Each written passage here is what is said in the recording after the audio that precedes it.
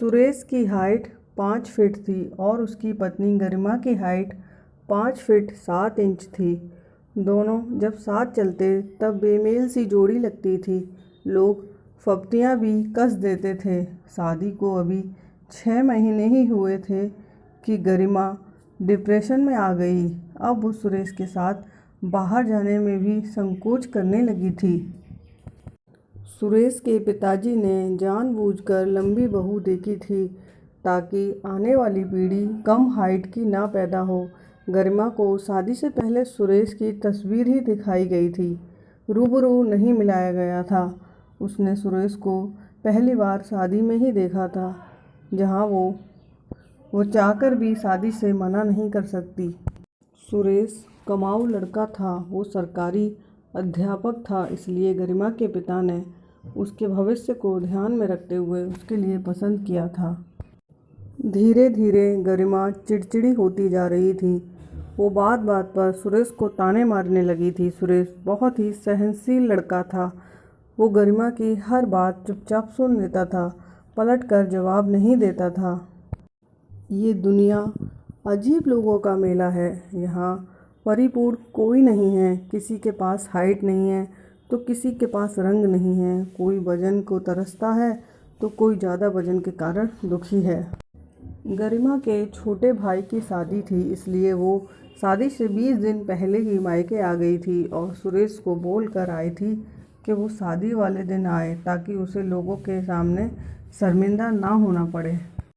जब शादी के लिए कपड़े और गहने खरीदने जा रहे थे तब गरिमा के पिता ने उससे कहा, दामाद जी को फ़ोन करके बुला लो, वो पढ़े लिखे हैं और समझदार हैं, उनकी वहाँ ज़रूरत पड़ेगी। तेरी बड़ी बहन और तेरे जीजाजी भी आ रहे हैं। सुरेश जी को नहीं बुलाएंगे तो उन्हें बुरा लगेगा। लेकिन गरिमा ने सुरेश को फ़ोन नहीं किया। मगर जब वे कपड़े खरीदने बड़े शहर पहुँचे तो गरिमा ने देखा सुरेश वहाँ पहले से मौजूद था। सुरेश ने उसे बताया कि पापा जी ने उसे फ़ोन कर बुलाया है। फिर शादी के लिए कपड़े और गहने खरीदे गए। सुरेश ने आगे होकर सारा सामान खरीदा, भाप ताप करके सही पैसे दिए। गरिमा ने महसूस किया कि उसके पापा उसके जीजाजी की अपेक्षा उसके पति को ज़्यादा तवज्जो दे रहे हैं। गरिमा ने भी ये अनुभव किया कि सुरेश को कपड़े और गहनों के मामले में बहुत अच्छा ज्ञान था। फिर दुल्हन के लिए शादी की ड्रेस खरीदनी और जो 30,000 रुपये की थी। मगर जब सुरेश ने 35,000 रुपये की ड्रेस गरिमा के लिए ख़रीदी तो वो देखती रह गई। गरिमा की स्किन कलर की ड्रेस इतनी सुंदर थी कि उसकी दीदी ने तो ये कह दिया था कि गरिमा, तू तो ये पहनकर बिल्कुल परी जैसी लगेगी, लगता है सुरेश जी के लिए तू अनमोल है। इसलिए उन्होंने इस ड्रेस का मोल नहीं देखा। तेरे जीजाजी तो इतने रुपए 3 महीनों में कमा पाते हैं। गरिमा को दीदी के ये कमेंट्स बहुत अच्छा लगा। सुरेश उन लोगों के साथ घर नहीं आया। वो शहर से ही वापस अपने गांव चला गया। शादी में 5 दिन बाकी थे।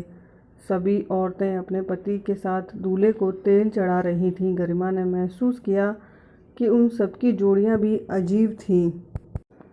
उसकी बड़ी बुआ के साथ उसके फूफा जी ऐसे लग रहे थे जैसे मेहंदी के पौधे के साथ ताड़ का वृक्ष खड़ा कर दिया हो। जब गरिमा को लगा कि ज़्यादा लंबा होना भी अच्छा नहीं लगता। छोटे फूफा जी तो तवे की तरह सांवले थे, फिर भी बुआ उनसे चिपक चिपक कर फ़ोटो खिंचवा रही थी। छोटे चाचा जी के दांत बहुत बेढंगे थे। होठ बंद करने पर चेहरा ऐसा लगता था जैसे गठरी के सामान ज़्यादा होने के वजह से वो फूल गई हो। फिर भी चाची हंस हंस कर उनके साथ उसके भाई के सर में दही डाल रही थीं। उस दिन सचमुच गरिमा को अपने ठिकाने की याद आई, जो सुंदर होने के साथ साथ क्यूट भी था। शादी को 1 दिन ही बचा था। आज भाई का तेल उतारा जाने वाला था। गरिमा ने सुबह सुबह ही सुरेश को फ़ोन मिलाया, मगर 2 बार रिंग करने पर भी सुरेश ने फ़ोन नहीं उठाया। वो भागकर पापा के पास पहुंची और बोली, अपने दामाद को फ़ोन करो, शादी में 1 दिन ही बचा है। मगर वो अभी तक नहीं पहुंचे। पापा बोले, सब कुछ तेरा ही किया धरा लगता है। उस दिन जब कपड़े खरीद रहे थे तब मैंने महसूस किया था कि दोनों में ज़रूर कोई बात हुई है। वे उस दिन उदास थे, तभी तो यहाँ हमारे साथ नहीं आए, सीधे अपने गांव चले गए। इसलिए मैं कुछ नहीं करने वाला, तू ही अपनी समस्या हैंडल कर। पापा ने टका सा जवाब दे दिया था। अब गरिमा का कलेजा धक धक करने लगा था कि उसकी सहेलियां तो उसे ताना मारने लगी थी कि हमारे क्यूट से जीजाजी कहाँ हैं। वही तो एक चेहरा था जिसे देखने का मन करता था, तुमने उसे ही छुपा लिया। सहेलियों की हंसी मजाक में गरिमा का जरा सा भी दिल नहीं लग रहा था। उसने फिर से सुरेश का फ़ोन ट्राई किया, 10 फ़ोन कर डाले, मगर सुरेश ने फ़ोन नहीं उठाया। गरिमा को लगा अब तो वो शायद शादी में भी नहीं आएगा। वो अनमनी सी होकर काम करने लगी थी। सभी औरतें सज धज कर रस्मों में हिस्सा ले रही थीं, मगर वो सुबह से नहाई भी नहीं थी। दोपहर के समय सुरेश का फ़ोन आया। गरिमा ने झटपट कर फ़ोन उठा लिया। बोली, कहाँ हो, अब तक आए क्यों नहीं? वो बोला, बारात के वक्त आऊँगा ताकि तुम्हें कोई ताना ना मारे। वो रोकर बोली, माफ़ कर दो, मैं मूर्ख हूँ, पागल हूँ, मैंने आपका दिल दुखाया है, आपको नीचा दिखाया है, मगर मुझे अपनी गलती का एहसास हो गया है। आपके बिना मैं कुछ भी नहीं हूँ।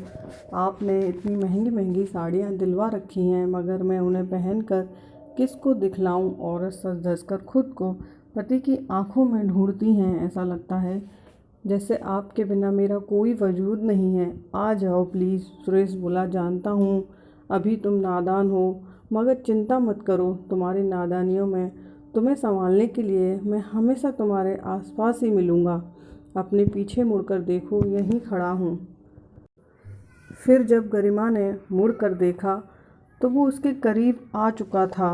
वो बाबरी सी होकर उससे लिपट गई। बोली, फिर कभी गलती करूँ तो मास्टर जी मुझे थप्पड़ लगा देना। सुरेश के आने के बाद वो तितली बन चुकी थी, चहकते हुए रस्मों में हिस्सा ले रही थी। जब भी कोई नई ड्रेस पहनती, एक बार पति के आगे से होकर ज़रूर गुजरती थी।